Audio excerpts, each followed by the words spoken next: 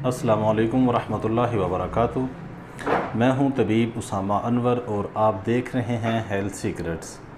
आज हम अमराज़ मैदा में से एक ऐसी मर्ज़ का तज़किरा करेंगे जिस मर्ज़ के इलाज में मरीज़ और मुआलजीन दोनों ही अक्सर धोखा और गलतफ़हमी का शिकार होते हैं।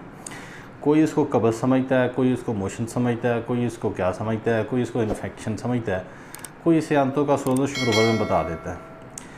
सिम्टम ये होती हैं कि मरीज़ जब खाना खा लेता है तो खाने के कुछ ही देर बाद उसे हाजत हो जाती है, उसे पखाना आ जाता है और आंतों के अंदर से जब पखाना निकलता है उसमें लेस होती है और ये जो पखाना है ये टॉयलेट के साथ चिपकना शुरू हो जाता है।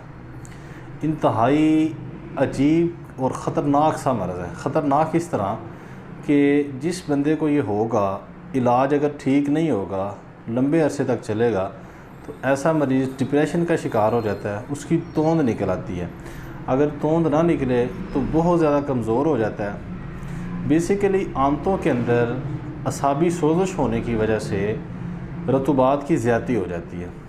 अब इस मर्ज़ को हम संगरैनी कहते हैं। ये ऐसा मर्ज़ है कि इसमें मरीज़ एक ज़हनी तौर पे परेशानी और टेंशन का शिकार होता है। उसके पेट में हर वक्त हल्का सा बोझ रहता है और हर टाइम उसे हाजत की कैफियत होती है। हाजत होने के कुछ देर के बाद फिर उसे हाजत हो जाती है। अमूमी तौर पे जब भी इंसान पखाना करता है हाजत के बाद उसकी तबीयत में फ्रेशनेस, रिलैक्सेशन आ जाती है, तबीयत हशाश हो जाती है, वो फ़र्क महसूस करता है। लेकिन जब ये मर्ज़ होगा संगरैनी का तो उसके बाद सांस फूलेगा। ये ज़रा चंद निशानियाँ याद रखिएगा। उसके बाद सांस फूलना शुरू हो जाएगा। हाजत होने के बाद जब बंदा वाशरूम से बाहर आएगा वो ऐसे लंबे लंबे गहरे गहरे सांस ले रहा होगा जैसे बहुत लंबा सा कोई सफ़र करके आया। उसको पेट के ऊपर गिरानी महसूस होगी। उसे महसूस होगा कि अभी उसने पखाना सही तरह किया नहीं है। ऐसी फीलिंग्स आएंगी कि दोबारा उसे हाजत हो रही है। तो कोई इसको कब्ज़ समझ के कब्ज़ की दवाइयाँ खाते हैं तो भी नुकसान होता है। बाज़ लोग इसे मोशन समझ के मोशन की दवाइयाँ खाना शुरू कर देते हैं तो भी फ़ायदा नहीं होता, बल्कि मर्ज़ बढ़ता चला जाता है। बेसिकली ये मैंने पहले चूँकि ज़िक्र किया कि ये आंतों की असाबी सोज़श होती है।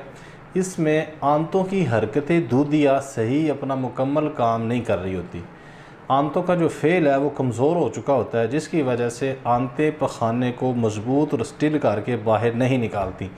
यानी ये कह लें कि आंतों की क़ुव्वत जाज़बा और क़ुव्वत दाफ़िया दोनों में फ़ॉल्ट आ चुका होता है। क़ुव्वत जाज़बा आंतों की एक ऐसी क़ुव्वत होती है जो एक मख़सूस वक़्त तक आंतों को अंदर जो खाना पड़ा होता है, जो किरूश के मूस होता है, उसको उसके अंदर से जो एक्टिव मवाद होता है, एक्टिव सेल होते हैं, उसको जज़ब करती है।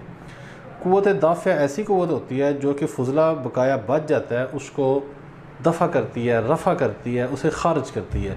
इसी की वजह से हमें अच्छे तरीके से पखाने का एहसास होता है। तो अगर ऐसी कंडीशन हो तो सबसे पहले घर में आपने क्या इस्तेमाल करना है? सबसे पहले आपने चिकनाई वाली चीज़ें अपने इस्तेमाल में कम कर देनी है। मोशन की, कब्ज़ की कोई दवाई नहीं खानी। इसके साथ आपने काले चने भुने हुए, जिनके सिर्फ ऐसे चने जिनके छिलके उतरे होते हैं, उनके छिलके उतार के आप अपने पास रख लें, वक्फे से उनको खाते रहें। अगर ऐसे नहीं कर सकते तो सुबह दोपहर शाम तकरीबन इतने से 50 ग्राम या 100 ग्राम चने हस्बे यानी इस्तात जितनी आपकी दिल करे उतने आप खा लें। इसके साथ आप इसका फार्मूला मैं इसलिए दे रहा हूँ, इसलिए मैं इस डिटेल से थोड़ा बता रहा हूँ कि इस मर्ज़ के अंदर मुब्तला मुआलजीन और मरीज़ दोनों ही कसरत से गलतफ़हमी का शिकार होते हैं। मरीज़ अपनी मर्ज़ को सही तरह बयान नहीं कर सकता और मुआलजीन उसे सही तरह समझ नहीं सकते। बाज़ उसे कब्ज़ समझ लेते हैं और बाज़ उसे मोशन, पेशस या इसहाल समझ लेते हैं। तो आपने पंसारी के पास जाके 100 ग्राम संगदाना मुर्ग लेना है। संगदाना मुर्ग एक ऐसी झिल्ली होती है जो कि मुर्ग का जो पोटा होता है इसके ऊपर होती है, इससे उतरी झिल्ली होती है। घर ला के इसे अच्छी तरह साफ़ कर लें और ग्राइंडर से पीस लें। एक छोटी चम्मच टीस्पून चाय वाली जो चम्मच है, ये सुबह दोपहर और शाम खाने से 30 मिनट पहले, आधा घंटा पहले आपने पानी के साथ इसे लेना है।